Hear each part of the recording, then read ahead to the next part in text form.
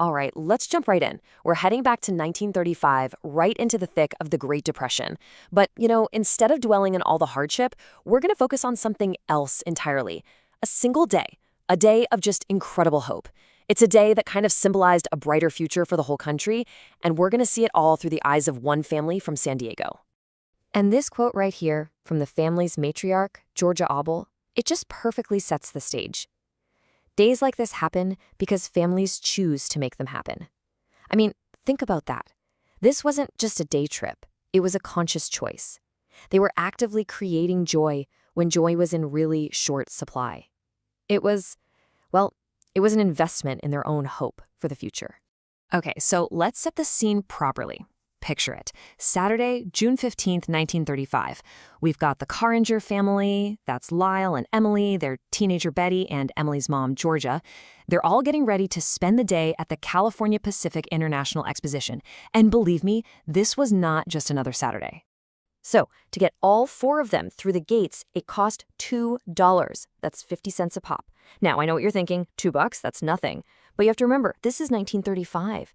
$2 was a lot of money. And here's what that really means. For Lyle Carringer, the dad, that $2 was nearly half of his wages for an entire day's work. Let that sink in.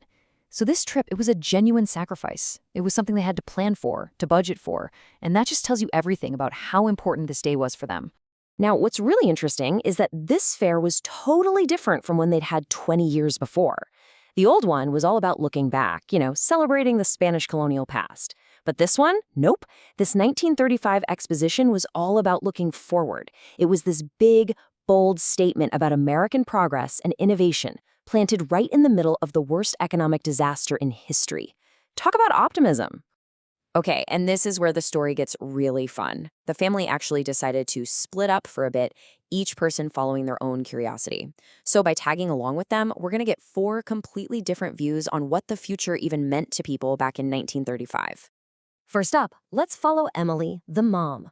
Now, Emily's whole world was her garden. She was a passionate horticulturist. So good, in fact, that her garden had just been written up in the local newspaper. So for her, the future wasn't about machines. It was about beauty, about nature, about growth. So of course, she makes a beeline for the famous botanical building. And you gotta picture this place. It's like a tropical paradise inside this huge, beautiful wooden structure. She's in her element, sketching plants, getting new ideas.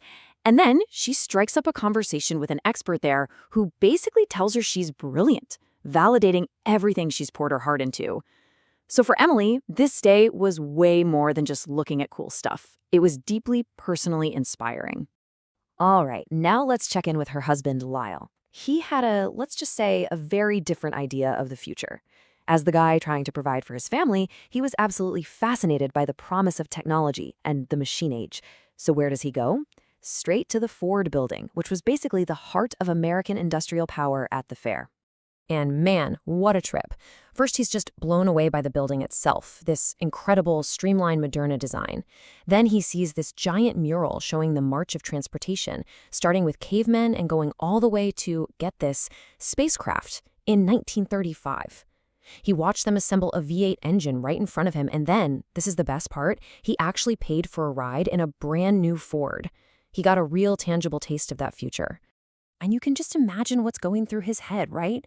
It's not just, wow, cool car. It's, could I someday actually own one of these incredible machines?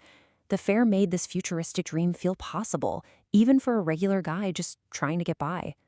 Okay, time for 15-year-old Betty. And for a teenager, the fair was just everything. It was a total whirlwind of glamour, adventure, and all the cool new stuff. She was all about the excitement, the weird, the entertaining, the whole shebang. So what did she do? Well, she checked out the Hollywood Motion Picture Hall of Fame, ran around a replica Gold Rush town, snuck a peek at the, kind of scandalous Zorro Garden, and was totally captivated by the Midget Village. And, fun fact, a lot of the performers there would go on to be the Munchkins in The Wizard of Oz a few years later.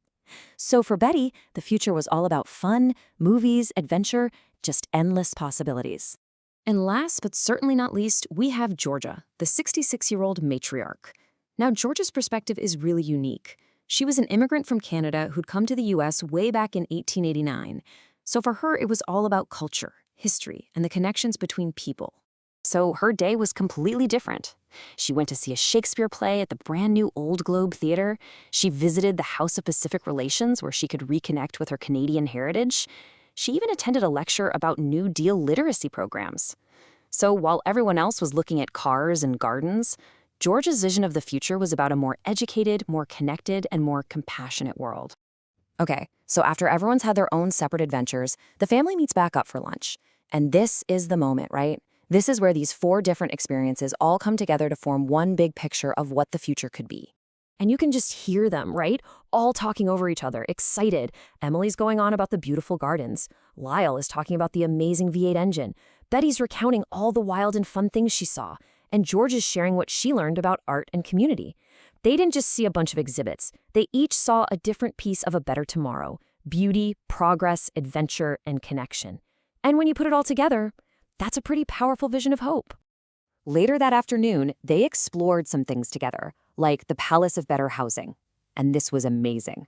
They could walk through these model homes that had things like electric refrigerators and gas stoves. To them, this was pure science fiction. It wasn't just looking at a picture of the future anymore. They could literally walk inside it and imagine their lives there. So let's zoom out for a second. This day was obviously huge for the Carringer family, but what about the bigger picture? What was the lasting impact of this whole exposition on the city of San Diego?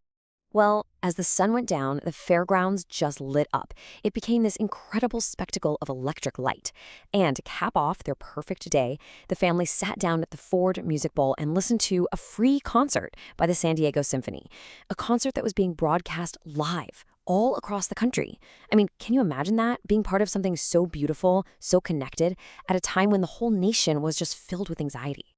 And that feeling was clearly shared by a lot of people. Just look at these attendance numbers. The fair was a smash hit. Over its 2-year run, more than 7 million people came through the gates. It just goes to show you, people were absolutely starving for a little bit of hope, and they were willing to spend their hard-earned money to find it. And the economic boost? It was staggering. We're talking almost $38 million pumped into the local economy. It created jobs for thousands of people when jobs were almost impossible to find. This wasn't just a feel-good event. For San Diego, it was an economic lifeline. But maybe, just maybe, the biggest impact of all is captured in what 15-year-old Betty said, that she'd tell her grandkids about the year San Diego proved it could do anything. That's it, right there. It was about pride. It was about resilience. It was the belief that their city, their community, could do more than just survive. It could actually thrive. The fair showed them who they could be. So this whole story about one family on one day in 1935, it really leaves us with a pretty big question, doesn't it?